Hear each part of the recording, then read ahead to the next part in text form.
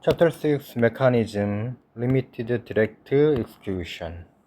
In order to virtualize the CPU, the operating system needs to somehow share the physical CPU among many jobs running seamlessly at the same time. The basic idea is simple: run one process for a little while, then run another one, and so forth. By time sharing the CPU, in this manner, the virtualization is achieved. There are a few challenges, however, in building such virtualization machinery. The first one is performance. How can we implement virtualization without adding excessive overhead to the system? The second is control. How can we run processes efficiently while retaining control over the CPU? Control is particularly important to the OS, as it is on our charge of the resources. Without control, so a process could simply run forever and take over the machine, or access information that it should not be able to allow to access. Obtaining high performance while maintaining control is thus one of the central challenges in building on an operating system. The crux: how to efficiently virtualize the CPU with the control, and the OS must virtualize the CPU in the efficient manner while retaining control over the system. To do so, both hardware and operating system support will be required. The OS will be often use a judicious bit of the hardware support in order to accomplish its work efficiently.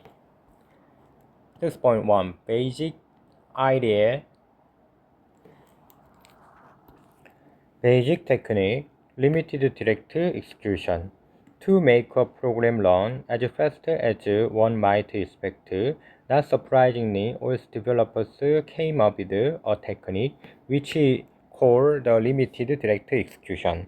The direct execution part of the idea is simple: just run the program directly on the CPU.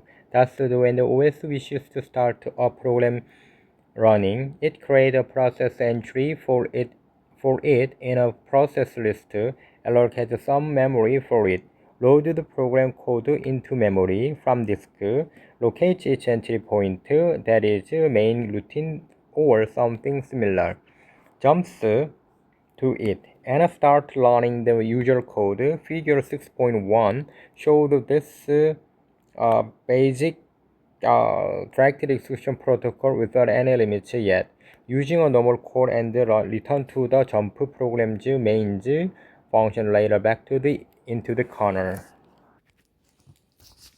OS create entry figure 6.1 direct execution protocol without limits. OS create entry for process list, allocate memory for program, and load program into memory, and set up stack with argc and argv, and clear registers and execute core main program, run main and execute return from main, and free memory of process and remove from process list. That sounds simple. No, this approach gives rise to the few problems in our cast to virtualize CPU. The first one is simple. If we just run a program, how can the OS make sure the program does do anything that we don't want it to do while still running inefficiently? The second, when we are running the program, how does the operating system stop it from running and switch it to another process? Thus, implementing the time sharing we require to virtualize the CPU. So in answering this question below, we will get a much more sense of what is needed to virtualize the CPU, and developing these techniques. We will also see as well the limited part of the name arises from without a limit on running programs. The OS wouldn't be in a control anything, and thus would be just a library, a very sad state of the affair for an aspiring operating system. 6.2 The problem 1 Restricted operation. Direct execution has obvious advantage of being fast. The program runs natively in the hardware CPU and thus execute as quickly as one would expect. But running on a CPU introduces a problem. What if the process wishes to perform some kind of restricted operation, such as issuing an I/O request to a disk, gaining access to more system resources such as a CPU or a memory? The crux: how to perform the restricted operations. A process must be able to perform I/O and some other restricted operations, but without giving the process complete control over the system. How can the OS and hardware work together to do so? Aside, why system calls look like a procedure calls? You may wonder why a call to a system call, such as open or a read, looks exactly like a typical procedure call in C. That is, it looks like a procedure call. How does the system know it's a system call and do all the right stuff? The simple reason it is just a procedure call, but hidden inside the procedure call is the famous trap instructions. More specifically, when you call an open, for example, you are executing a procedure call into a C library. Therein, well, whether for an open or any of the other system calls provided, the library uses the agreed upon calling convention with the kernel to put an argument to open in the well-known location, for example, on the stack or in a specific register. Put the system call number into a well-known location as well, again onto the stack or register. Then they execute the former mentioned trap instruction. The code in the library after the trap unpacks the return values and returns control to the program that issued the system call. That's the part of the C library that make a call system calls are hand-coded in assembly, as they need to carefully follow the convention in order to process the arguments and return values correctly, as well as execute the hardware-specific track instruction. And now you know why you personally don't have to write assembly code to trap into an OS. Somebody has already written that assembly for you. One approach would simply be to map any process to whatever it just in terms of I/O and other related operations. However, doing so would prevent the construction of the many kinds of systems that are desirable. For example, we wish to build a file system that checks the permissions before granting access to a file. We can't simply let any user process issue I/Os to the disk. If we did, a process could simply read or write the entire disk, and thus all protection would be lost. So thus, the approach we take is to introduce a new processor mode known as a super mode. Code that runs in a user mode is restricted in what it can do. For example, when running in user mode, a process can't issue I/O request. Doing so would result in a processor raising an exception. The OS would then likely kill the process. In contrast, user mode is kernel mode, which each operating system or a kernel runs in. In this mode, the code that runs can do what it likes, including privileged operations such as issuing the I/O request and executing all types of restricted instructions. We are still left with a challenge. However, what should a user process do when it wishes to perform some kind of privileged operation, such as reading from a disk? To enable this, virtually all modern hardware provide the ability for a user program to perform a system call. Pioneers on ancient machines such as Atlas, as system calls also kernel to carefully expose certain key pieces of functionality to users' programs, such as accessing the file system, creating and destroying and processes, and communicating with other processes, and allocated as more memory.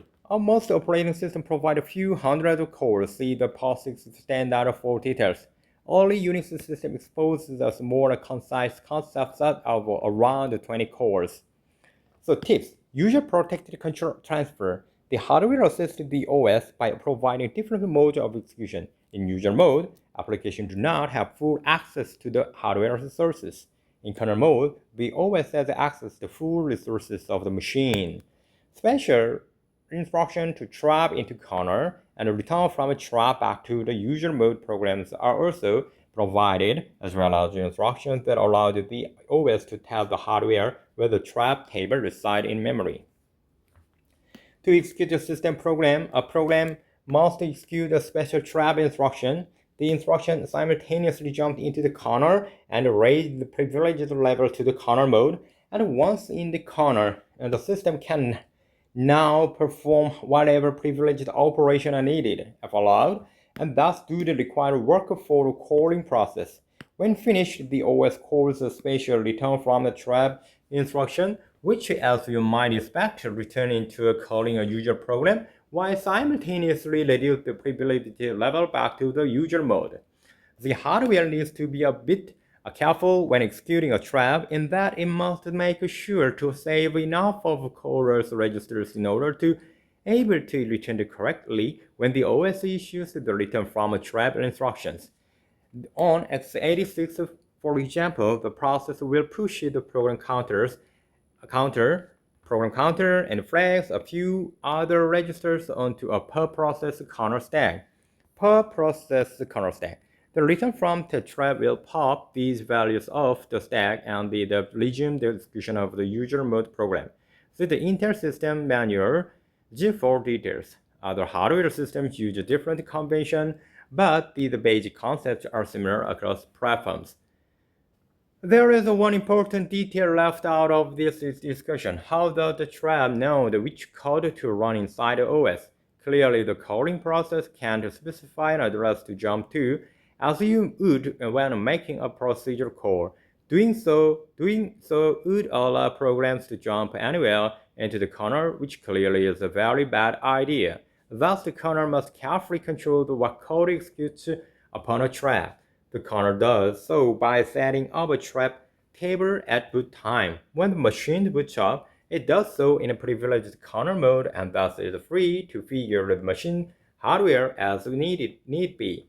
One of the first things the OS does that is does sorry one of the first thing that the one of the first things the OS thus does is to tell the hardware what code to run when a certain exceptional event occurs. For example, what code we should run when a hardware disk insert takes place, when a keyboard insert occurs, or when a program makes a system call. The OS informs the hardware of the location of the trap handlers, usually with some kind of special instruction once the hardware is informed. And remember the location of these handlers until the machine is next rebooted, and thus the hardware knows what to do. For example, what code to jump to when a system calls and other exceptional events take place. Okay, the figure 6.2 limited direct execution protocol. Here, with kernel and kernel mode, create an entry for process list, allocate memory for program, and load program into memory, and set up the user stack with the argv, and fill the kernel stack with the reg and PC, and return from the trap. And hardware restore. Before that, the OS boot, and initialize the trap table and hardware, and remember address of the system core handler. And here, as I told you, and the hardware is restore legs from kernel stack and move to the user mode and jump to the main. And the program user mode is run main and core system core and trap into the OS, and save legs to the kernel stack and move to the kernel mode and jump to the trap handler. And the handle trap is to do work of the system core and return from the trap, and restore legs and from kernel stack and move to the user mode and jump to the PC. After trap, I return from the main and trap via exit, and then free memory of a process and remove from the process list. Okay. Next is the tip.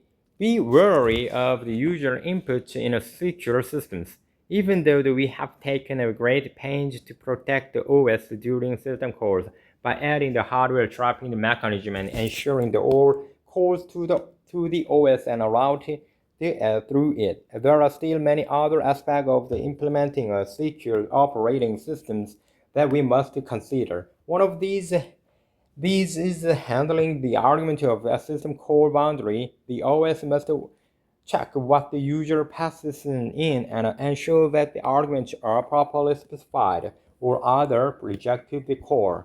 For example, a write function system call the user specified an address of a buffer as a source of a write call. If the user either accidentally or maliciously passes in a bad address, for example, one-sided corner portion of the address space, the OS must detect this and reject the call. And otherwise, it would be possible for user to read all of the kernel memory, given the kernel virtual memory also usually include all of the physical memory of the system. This small slip would enable a program to read the memory of any other process in the system. In general, a secure system must treat user inputs with greater suspicion, so not doing so will undoubtedly lead to easily hacked software. A despairing sense that the world is unsafe and scary place, and the loss of job security for all too trusting OS developers. So now to specify the exact system call, a system call number is usually assigned to each system call. The user code is thus responsible for placing the desired system call number in a register or at a specified location on the stack. The OS, when handling the system call inside the trap handler, examines this number and ensure it is valid, and if it is execute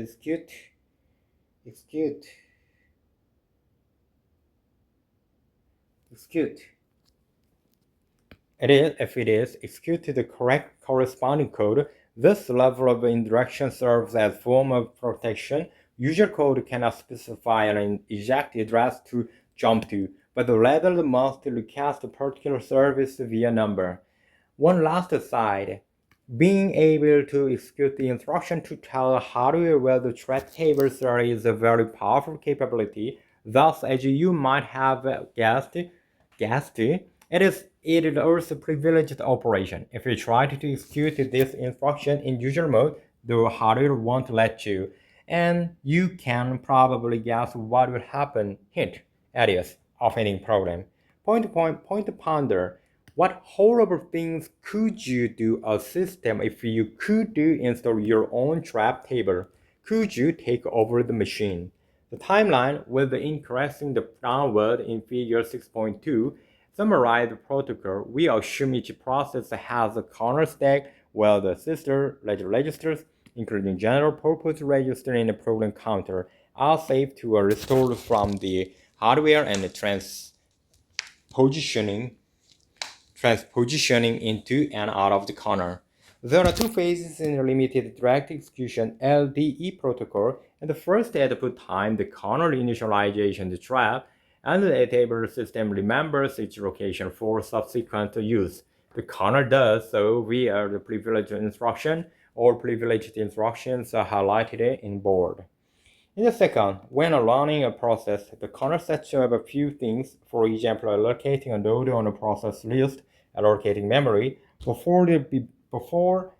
before using a return from a trap instruction to start the execution of the process. And this switches to the CPU, the user mode, and begins the running a process, and when the process wishes to issue a system call, it traps back into the OS, which handles it, and again, analog return to the control of the via return from the trap to the process. The process that completes its work and return from the main, this usually will return into some stub code which will probably exit the program. Say, by calling the exit system call which traps into OS. At this point, the OS cleans up and we are done. Section 6.3, the problem 2, switching between processes. The next problem is direct execution is achieving a switch between the processes. Switching between processes should be simple, right? the OS should just decide to stop one process and start another. What's the big deal? But it actually is a little bit tricky. Specifically, if a process is running on the CPU, this by definition means by the OS is not running. If the OS is not running, how can it do anything at all? Hint, it can't. While this sounds almost philosophical, it is a real problem. There is clearly no way for the OS to take an action if it is not running in the CPU. Thus, we arrive at the crux of the problem. The crux, how to regain control of the CPU. How can the operating system regain control of the CPU so that it can switch between the processes? A cooperative approach way for a system calls. One approach that sometimes have taken in the past, for example in the early version of the Macintosh operating system or the old Xerox Alta system, is known as a cooperative approach. In this style, the OS trusts the processes of the system to be behaved reasonably. Processes that allow too long are assumed to periodically give up the CPU so that the OS cannot decide to run some other task. Thus, you might ask, how does a friendly process give up the CPU in this utopian world? It's most process, as it turns out, transfer control of the CPU of the US quite frequently by making system calls. For example, it opens to open a file, the subsequent read it, and send a message to another machine, and create a new process. Systems like this often include an explicit yield system call, which does nothing except for transfer control of the OS, and it can run other processes. Application also transfer control to the OS, and when they are doing something illegal. For example, if an application divided by 0 or tried to access memory, and it shouldn't be able to access, it will generate a trap to the OS, and OS will then move control of the CPU again and likely terminate the offending process. Thus, in cooperative scheduling system, the OS regained control of the CPU by waiting for the CPU call on an illegal operation of some kind of take place. You might also be thinking, isn't a passive approach less than ideal? What happens, for example, if a process, whether malicious or just full of bugs, ends up in an infinite loop and never makes the system call? What can the OS do? The OS do then? A non-cooperative approach, the OS takes controls. Without some additional help from the hardware, it turns out that the OS cannot do much at all, though a process refuses to make a system calls or mistakes, and thus return control to the OS.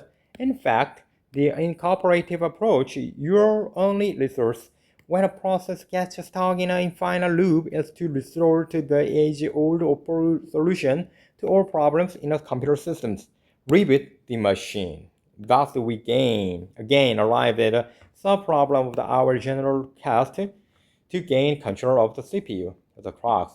How to gain the control without a cooperation? How can the OS gain the control of the CPU even if the processes are not being cooperative? What can the process do and what can the process do as to ensure the rogue process does not take over the machine? The answer turns out to be simple, was discovered by the number of the building the cooperative system, the building computer systems many years ago. A timer interrupt. A timer device can be programmed to raise an interrupt every so many milliseconds. When the interrupt is raised and the current learning the process is halted and pre-configured as interrupt handler in the OS runtime. At this point, the OS has gained the control of the CPU, thus can do what it pleases. Stop the current process and state a different one. As we discussed before with the system call, the OS informs the hardware of the switch code to run a when a timer interrupt occurs. Thus, at a boot time, the OS does exactly that. Second, also during the boot sequence, the OS must start a timer, which is of course a privileged operation. Once the timer has begun, the OS can just feel safe in the control and it will eventually be returned to it. And thus the OS is free to run usual programs and the timer can also be turned off, also a privileged operation, something we will discuss later when we understand the concurrence in more detail. Note that the hardware has some responsibility when an interrupt occurs, and particularly to save enough of the state of the program that was running when a program interrupt occurs, such a subsequent return from trap instruction will be able to resume the program running program correctly. This set of action is quite similar to the behavior of the hardware during an explicit system called trap into corner, with various registers, thus getting a saved, for example, onto a corner stack, and thus easily stored by the return from trap instruction. Oh, tip dealing with the application misbehavior. Operating systems often have to deal with misbehaving processes. Those that either through design maliciousness and accident bugs attempt to do something that they shouldn't, and modern systems the way they always try to handle such malfeasance is to simply terminate the offender. The one strike and you are out, perhaps brutal, but what else should the OS do when you try to access the memory illegally or execute an illegal instruction? So now that the saving the restoring the context, now the OS regained control. When cooperatively via the system call or more possibly via timer interrupt, a decision has to be made. Whether I continue running a current learning process or switch to a different one. This decision made by the part of the operating system known as the scheduler. We will discuss the scheduling policy in great detail in the next few chapters. If a decision is made to switch, the OS will execute a low-level piece of code which are referred to a context switch. A context switch is conceptually simple. All the OS has to do is to save a few register values for currently executing process onto each corner stack, for example, and restore a few for the soon-to-be executing process from each corner stack. By doing so, the OS thus ensuring that when the return from a trap instruction is finally executed, and instead of returning to the process that was running, the system resumed the execution of another process. To save the context of the currently learning process, the OS will execute the low-level assembly code to save the general purpose registers PC and the corner stack pointer to the currently learning process, and then store set register PC and switch to the corner stack for the soon-to-be executing process. By switching stacks, the kernel enters the switch code in the context of the process, context of one process, the one that was interrupted, and returned in the context of another, the soon-to-be executing the run one. When the OS then finally executes a return from a trap, soon-to-be the executing process becomes the kernelly running process, and thus the context switching is complete. So, the tip, use the timer interrupt to regain control. The addition of the timer interrupt gives the OS the ability to run again on a CPU even if the process actor is a non-cooperative fashion. Thus, the hardware feature is essential in helping the OS maintain control of the machine. Tip: reboot is useful. Earlier on, we noted that the only solution to finite loop and a similar behavior under cooperative preemption is to reboot the machine while you have scope of at this head. Researchers have shown that reboot, or in general, starting over the piece of software, can be usually useful tool in building robust systems. Specifically, reboot is useful because it moves the software back to the known and likely more tested state. Reboot also reclaims stale or leaked resources, for example memory, which may otherwise be hard to handle. Finally, reboots are easy to automate.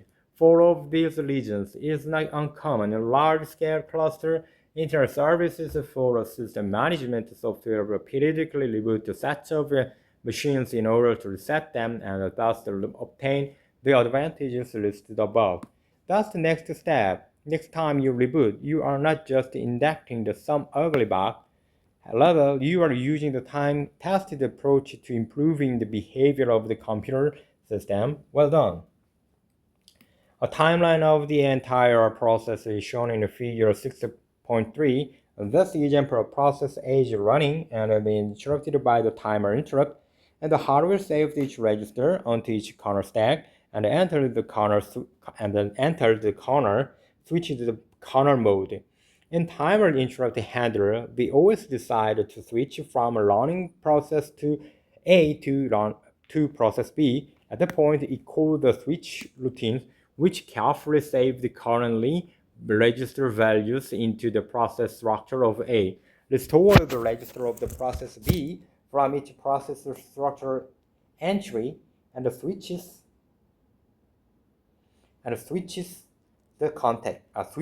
context, specifically by changing the stack pointer to use the B's corner stack and not A's. Finally, the OS returns from the trap, which stores the B's register starts running it.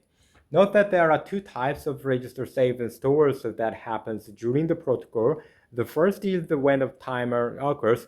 In this case, the user register of the running process are implicitly saved by the hardware using the corner stack of that process. The second is when the OS decided to switch from A to B. In this case, the kernel registers are the explicitly saved by the software, that is the OS. But this time, into memory, the process structure of the process, the lateral action moves the system from running as if it is just trapped into the corner from A2 as if it just trapped into the corner from B.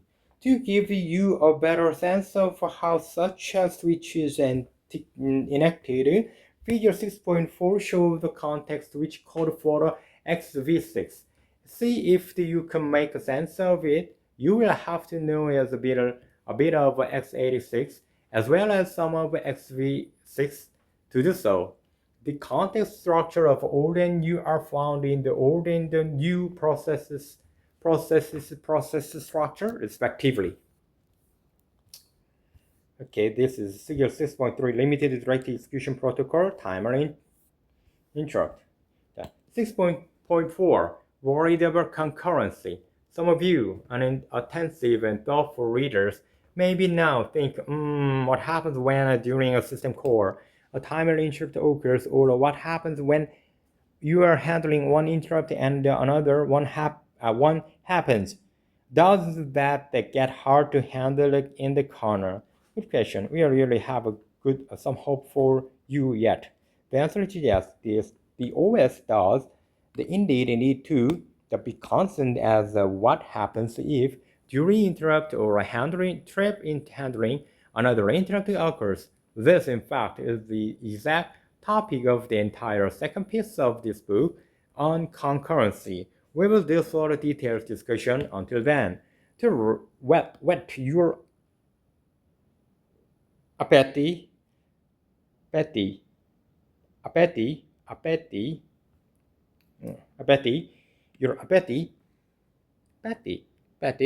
we will just sketch some basic of how the OS handled the tricky situation. One simple thing an OS might do is disable interrupt during the interrupt processing. Doing so ensures that when one interrupt is being handled, no other one will be delivered to the OS. Of course, the OS has to be careful in doing so. Disabling interrupt for too long could lead to a lost interrupt, which is in technical terms bad. Figure 6.4, the XV6 context switch code. Operating systems also have developed a number of sophisticated locking schemes to protect concurrent access to the internal data structures. This enables multiple activities to be ongoing within this corner at the same time. Particularly useful multiprocessor, multiprocessor, multiprocessors. As we'll see in the next piece of this book on concurrency, though such locking can be complicated and lead to a variety of interesting, hard to find bugs. 6.5 Summary. We have described some key low-level mechanisms to implement CPU virtualization, a set of techniques which we collectively refer to as limited direct execution. The basic idea is straightforward.